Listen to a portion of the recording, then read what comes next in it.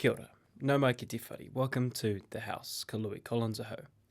In what was the last week of the penultimate sitting block of the year, the House was moved into urgency by Deputy Leader of the House, Louise Upston, for the consideration of 13 bills. I move that urgency be accorded to the first reading and referral to Select Committee of the Education and Training System Reform Amendment Bill, the remaining stages of the Defence Workforce Amendment Bill and the Education and Training Early Childhood Education. Urgency gives the government the ability to progress bills through the House more quickly by enabling longer hours of debating with no stand-down period between each of a bill's stages of consideration, meaning a bill can go from first to third reading all in the same day.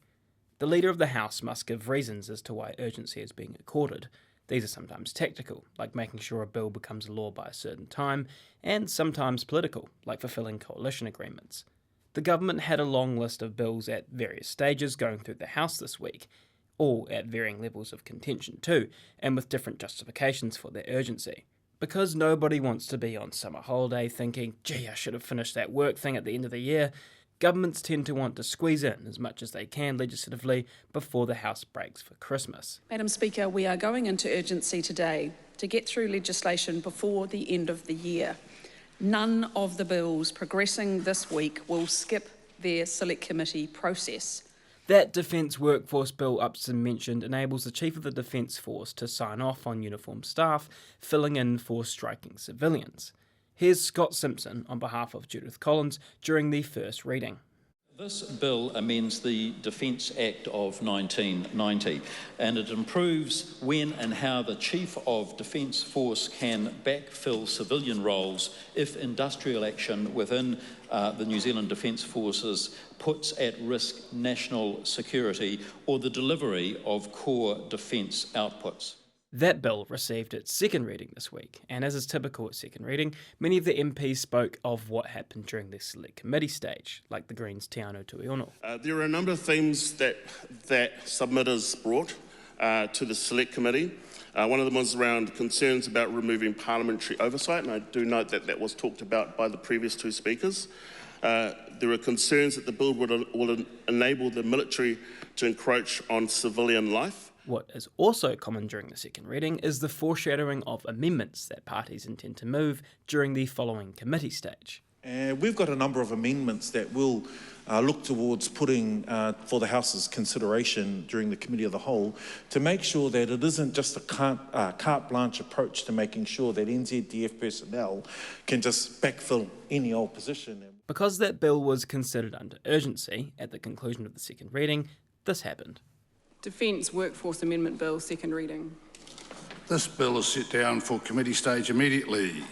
I declare the House in committee for consideration of the Defence Workforce Amendment Bill.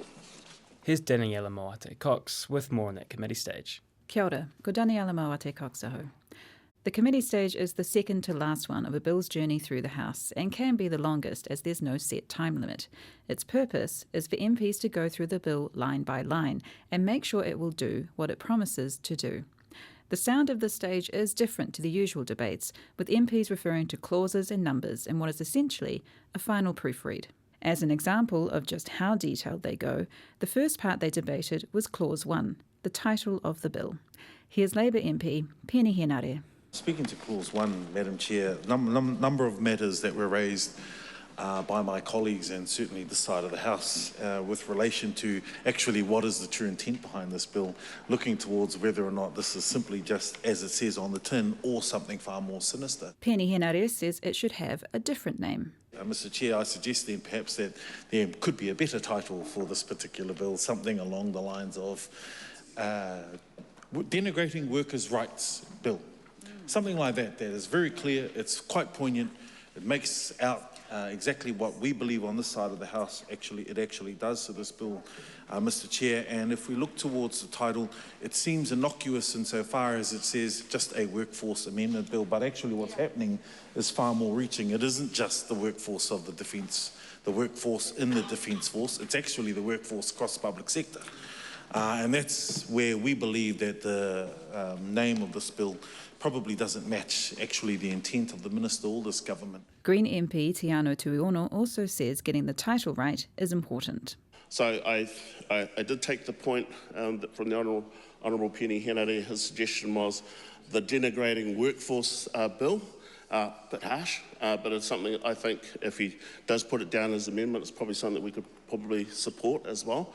But I think it could be more accurate to describe impacting civilian personnel workforce bill. That might be, I don't know, a nicer way to put it instead. So, Mr. Chair, this opening debate on the clause 1 is an important debate because it actually sets the tone about actually what we're talking about. Another feature of the committee stage is that the minister in charge sits in the middle of the chamber at the table and replies to the various speeches from MPs. Minister of Defence Judith Collins says the title is fine as is. Look, there's nothing wrong with this title of the bill. It's accurate and it doesn't have all that emotional rubbish that I've just been listening to. I think it's very important to understand that the Defence Force is somewhat different from what it was in 1990 when the original Act was first brought through. Minister Collins says there has been a drop in the number of uniformed staff and the Chief of the Defence Force has fewer people to deploy. The title is exactly as it should be. It is clear, it's unambiguous, and it deals with the fact that the Chief of Defence Force has to be able to look to his whole workforce and to use them the best that he can for national security reasons. It wouldn't be Parliament without a bit of politics, and while the purpose of the committee stage is to closely examine legislation, there is opportunity here for those against the bill to speak as many times as possible for as long as possible. To move things along, an MP from a government party will stand up and ask for the debate on their particular part of the bill to end, saying something like, "I move that debate on this question be now closed," which sparks a vote. The question is that debate on this question now closed. All those in favour say aye. The contrary, no. The ayes have it. The MPs also vote on any proposed changes to the bill. Those from the opposition are usually voted down. The question is that Dr Lawrence Unan's tabled amendment to the title replacing workforce with use of armed forces be agreed to. All those in favour say aye. Aye. The contrary, no. No. The noes have it. And sometimes a suggested amendment doesn't make the grade. Te Anau Tuiono's tabled amendment to the title replacing workforce with counter-strike is out of order as not being an objective description of the bill. The question is that clause 1 stand part. All those in favour say aye. Aye. The contrary, no. No. The ayes have it. The committee stage of that bill was crawled through on Tuesday night and Wednesday morning, with the House eventually getting to the third reading shortly before lunchtime, but not before a seemingly endless finish when 20 different amendments had to be voted on. Nevertheless, the Defence Workforce Amendment Bill has now gone through all its legislative hoops and will likely be law by the end of next week.